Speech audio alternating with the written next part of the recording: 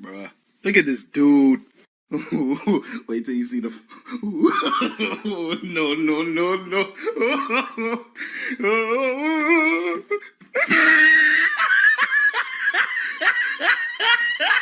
Oh, he tried it.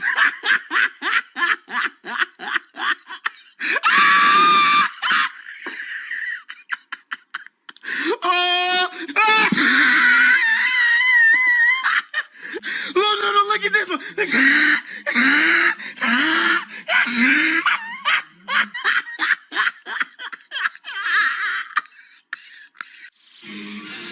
And the Masters of the Universe. I did not grow up watching the original He-Man Masters of the Universe. All I know is that it has some butch blondie pulling out a sword screaming, "I have the power."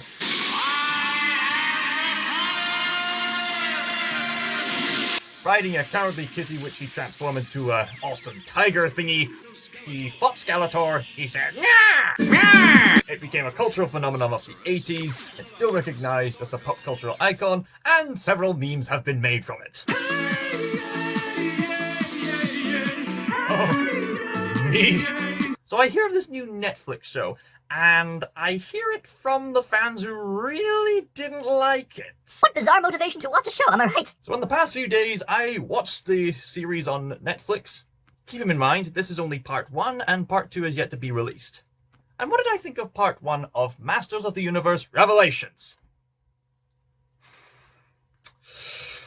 Well, to put it bluntly, it sucks. It sucks. The pleasure of watching the show is comparable to making love to a filthy, toxic prostitute. It looks glamorous at first, but the more you get into it, it's not good. So what went wrong? Well, let's dive right into it.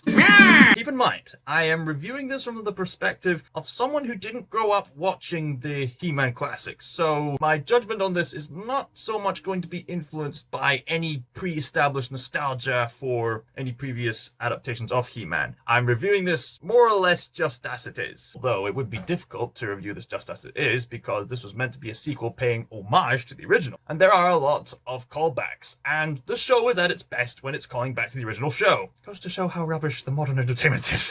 The first episode actually doesn't start off that bad. You have this epic intro calling back to the original show, and the animation itself, as well as the overall design aesthetic, it's beautiful, it's flashy, it's gorgeous, it's epic to look at. This is the same sort of animation aesthetic trend that Netflix has been using recently for some shows like Castlevania and Dota. I guess this is just the go-to animation style for their adaptations. And you know what? I don't mind it.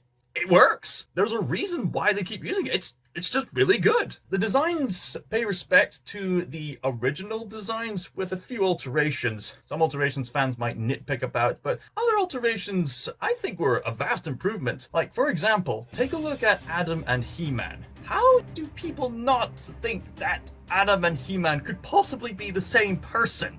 It's kind of hard not to see the similarities, but in this new show, they made a clever decision with the character design, with Adam being more built like a surfer and He-Man being more like an Arnold Schwarzenegger body type. That contrast between He-Man and Adam is an improvement that I actually quite welcome. Yeah, they kind of got rid of the cross emblem for He-Man, but everything else is a major improvement if you ask me. All the other characters from the original show look just as they were in the classics, except they've given that sort of Netflix animation style flourish. Their eyes have much more depth and light, and the animation, whilst understandably cheap for a television budget, is also an improvement from the stiff style of the original.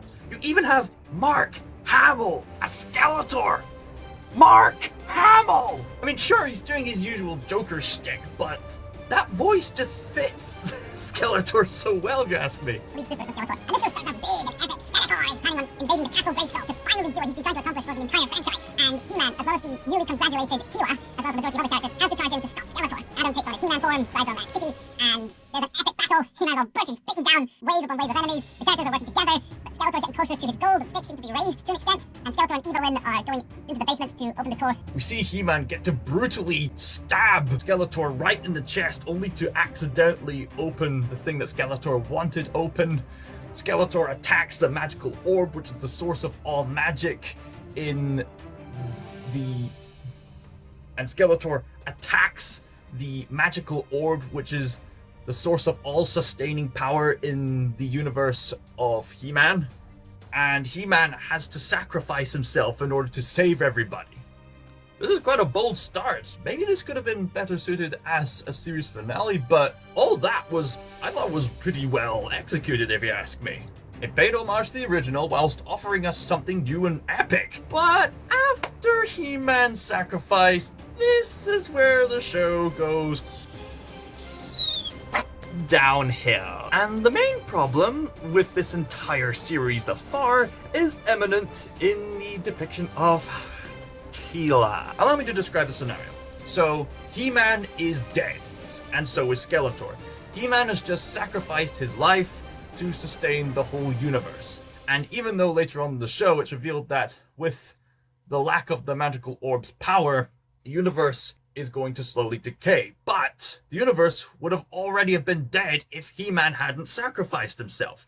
Everyone else is celebrating the fact that He-Man managed to save the universe from absolute destruction at that moment. Self-sacrifice is, of course, the most valued and most highly treasured human virtue of all time. And keep in mind, He-Man was a secret alias of Prince Adam this whole time.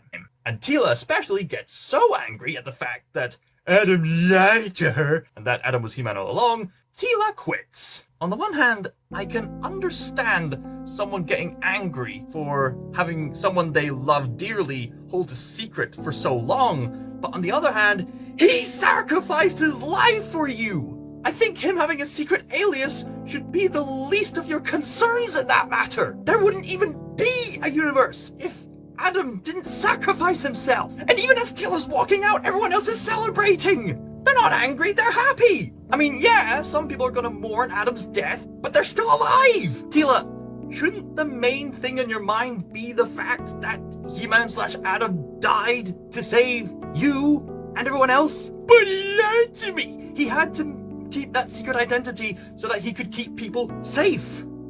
I mean, wouldn't you if you were a superhero? I mean, unless you were Tony Stark or something. Teela's initial decision to leave already reeks of arrogance. Part 1 is one of the things I'm most proudest of that I've ever been involved with. I think I can smell shite. But oh, it gets worse. Oh boy, it gets worse. Sometime later, the world of Eternia is slowly coming to decay. And because the magic of the world is slowly draining away, so are some of the classic characters from the original show. And the people can only live off so much magic, and some weird techno cult is starting to rise. In concept, this sounds like a pretty cool premise. Teela makes a new friend who is apparently meant to be a quippy engineer, but to my knowledge, we don't really see her do much engineering stuff, just say a few quirky one-liners here and there. And Teela herself has changed over the years to Look at the top of his head! Look at his lips! Oh my gosh, look at the lips! Look at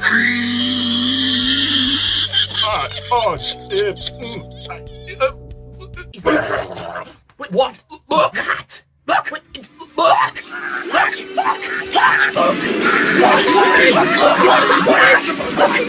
Okay, I'm cool, I'm fine. I suppose that haircut isn't initially a bad thing. I mean, we've seen other female characters have that kind of hairstyle too. I can name Sombra from Overwatch. But, the way it's applied to this character design, this hair, combined with these over-the-top muscles for a woman of her age and size. I mean, look at her! She might as well be a man with that getup! As a matter of fact, let's take a look at female professional wrestlers to see what real bulky women look like. Female professional wrestlers. Okay, let's see what we got here. Yeah, okay, so the shoulders are quite broad, but she's not that flat-chested. I'm sorry to use this language, but I'm just trying to get a point across. we can still tell that she's a woman, but I think her years of professional wrestling has bulked her out, yeah. And maybe I am being a bit too mean here, but this character design, you don't get a sense of curviness that usually defines women. In fact, her friend is a better example of what a bulky female fighter is. What I'm trying to get across is that Teela's character design is inaccurately disproportionate, and I know you're gonna say, oh, but this is a sci-fi fantasy show, why should you be so concerned? Don't think fans are not gonna notice this. With her flat chest and her hair and muscles that are far too broad for women's standards, she might as well be a man! In fact, they are so alike in voice and appearance that they're often mistaken for men. And this in turn has given rise to the belief that there are no men, and that men just spring out of holes in the ground.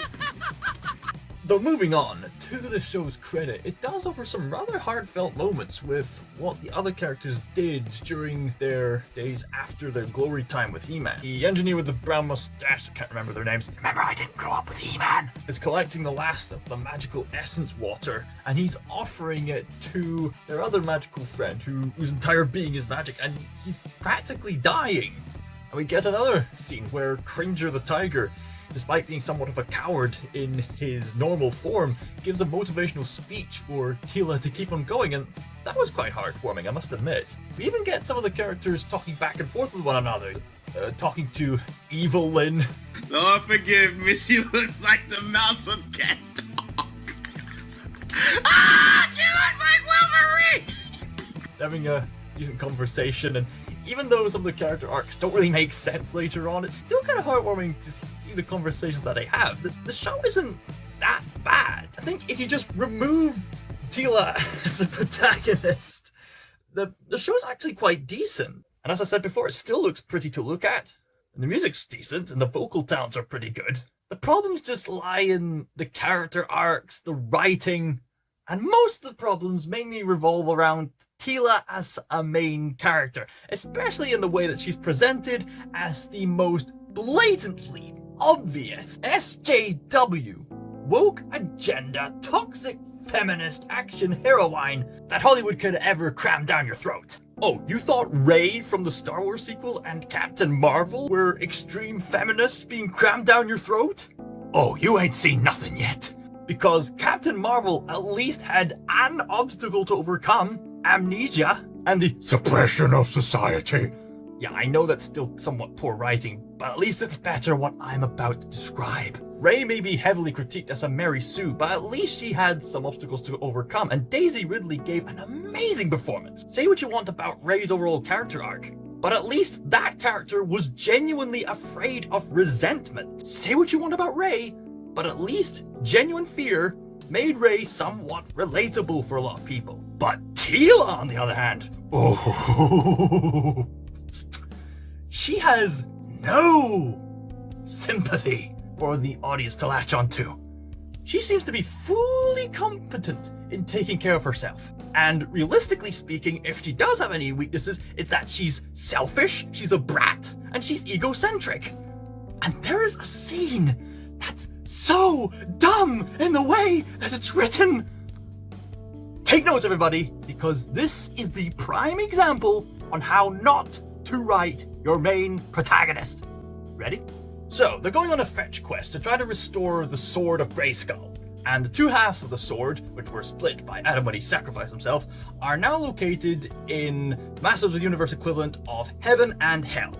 When they travel down to Hell, Teela has to confront her deepest fears and her inner demons. This weird skeleton man, who probably isn't Skeletor, sends her down a dark pit for her to face against her inner demons, her deepest fears. She fights an evil version of He-Man. This evil He-Man keeps berating her and exposes the deepest parts of her soul. At first, this evil He-Man says, "Oh, you fear resentment, you fear abandonment." And I think to myself, okay, good. From what we've established in the show so far, keep in mind, Teela has been fully capable of taking care of herself, and there isn't really a fight that hasn't really pushed her to her limits. But given her character arc, which intentionally or not, showed her as selfish and whiny as a brat, this evil He-Man saying that Teela fears resentment makes sense of her arrogant attitude. She fears being weak. At least, that's what it was hinting at first. Oh, no. Hollywood and the creators of the show think, no, that would make her an interesting character. We can't have that. So then this evil here man says, most people would fear being ordinary. And I think, wait, are you? And then He-Man says, but you are just the opposite. And I think to myself, no, you can't be going this direction. You can't. The evil He-Man turns into the original Teela, which in concept doesn't seem that bad, but given what's been written here, I just think to myself, no, they can't be that stupid. I've explained the scenario. If you're standing up, you need to sit down. Really sit down. This is going to blow you away of how dumb this is. Okay? Sitting comfortably? Good. Okay, say your prayers for your sanity. Are you ready? Okay. So, Teela's greatest fear, according to Masters of the Universe Revelation, is, drumroll please, that she's too strong. She's too special. Yeah. You heard me correctly. This badass action heroine, who's shown no visible flaws, who's depicted areas of downright arrogance, her fear is that she fears that she's too strong. Let me say that one more time. This arrogant, obnoxiously toxic feminist, SJW woke agenda woman who is an action heroine in this sci-fi sword and sorcery story, she goes to hell, and her greatest fear is that she's too strong.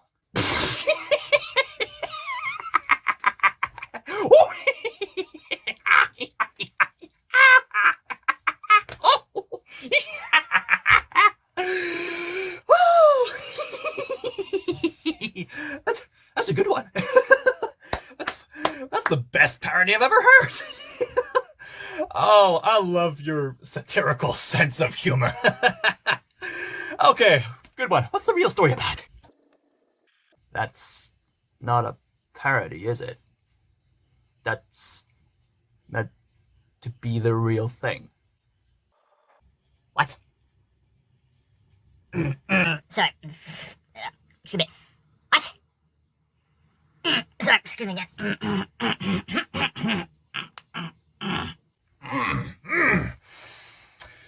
What?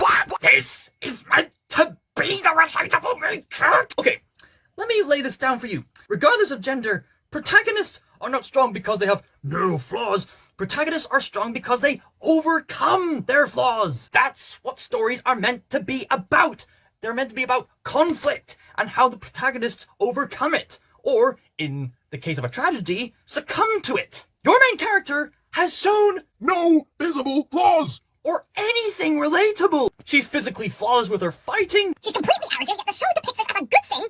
The show is very brief, so we don't get enough time for immense character development. Though with how short the show is, it could get the pain over with. And even if you were trying to make Teela this perfect, messiah-like figure, you've given her no trace of relatability. You haven't made her a leader worth looking up to. You haven't given her any traits to admire. She wasn't really motivated to go save the world. She never even cared about the world. All she cared was, oh, Adam did it. She's more concerned about the fact that Adam kept his identity as He-Man a secret, rather than the fact that she and the rest of the universe are still breathing because of Adam's self-sacrifice. Adam and Teela had this fun race, but even in this scene, Teela shows that she's too cool in an environment she hasn't been to before up to that point. Are you kidding me? Can't even get a trace of relatability even in the small scenes. Why couldn't that be Adam doing the cool branch surfing maneuver? He's been there longer than Teela has. And Adam self-sacrificed himself in the entire universe. Why are you depicting him as such a brat? Why are you depicting the selfless guy as a scapegoat? There's an even dumber scene where Adam and Teela are having a conversation with each other.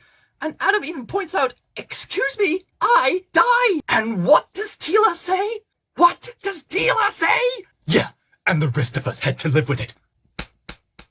Again, self-sacrifice is meant to be the greatest human virtue in history. And you're just rubbing it off. I know it's established that Adam could have chosen to go back at any time. Say what you want about that. But that doesn't detract from the fact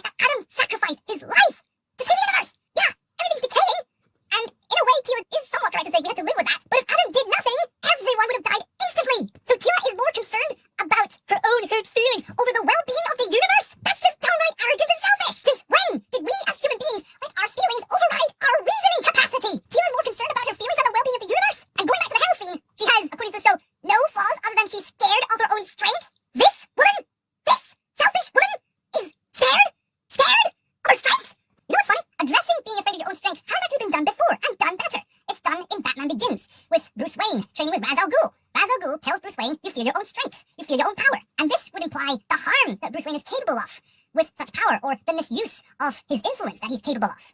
It's established earlier on that Bruce Wayne's actions could end up harming those he loves in the long run. His girlfriend, his butler. Bang! You get the idea? But there wasn't even a hint of that! They established just get her own strength, and Teela says, No, I can master my own fear. I can master my own emotions. 'Cause I'm strong and independent.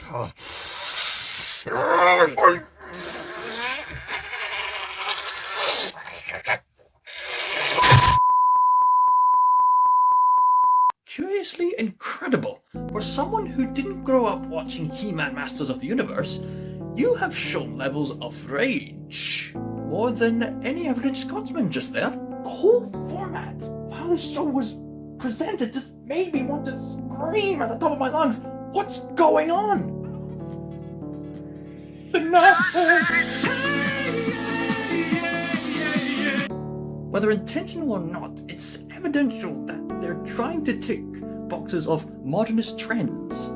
Yeah, 'cause nothing reeks of outsider like a physically fit male blondie, am I right?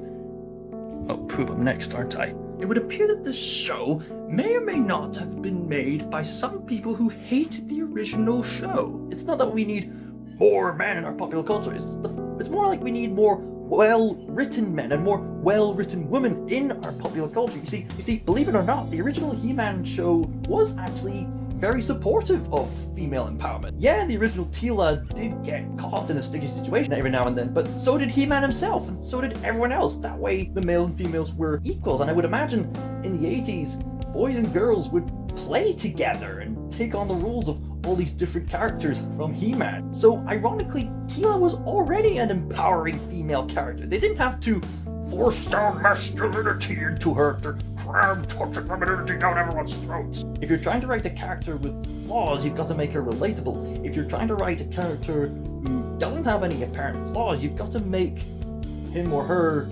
admirable, someone worth looking up to. This modern version of Teela is neither of those. She's neither relatable, nor is she admirable. Do you get what I'm trying to say, Doctor? Well, it's making me consider improving my romantic life with my wife. You don't have a wife yet. How would you know? Because I'm you. Oh yeah, so you are. Or should I say, so I am. I'm one weird white male Scotsman. So, in an overall verdict, what do I think of Masters of the Universe Revelation? Obviously, the protagonist is written terribly, as well as the vast majority of the script. Character arcs and pacing are sloppy. The story should have been longer.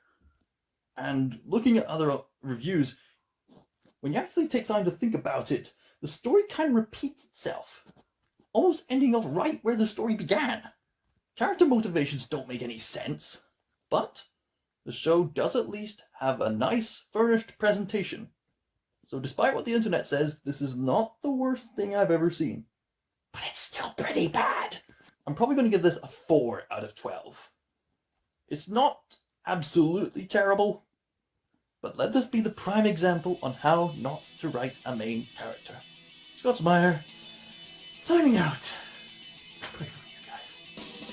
I see it, and now it's all within my reach. Possibility.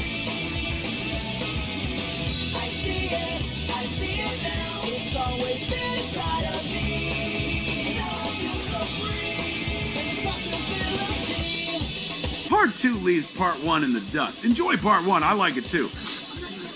Yes, I can definitely smell shite.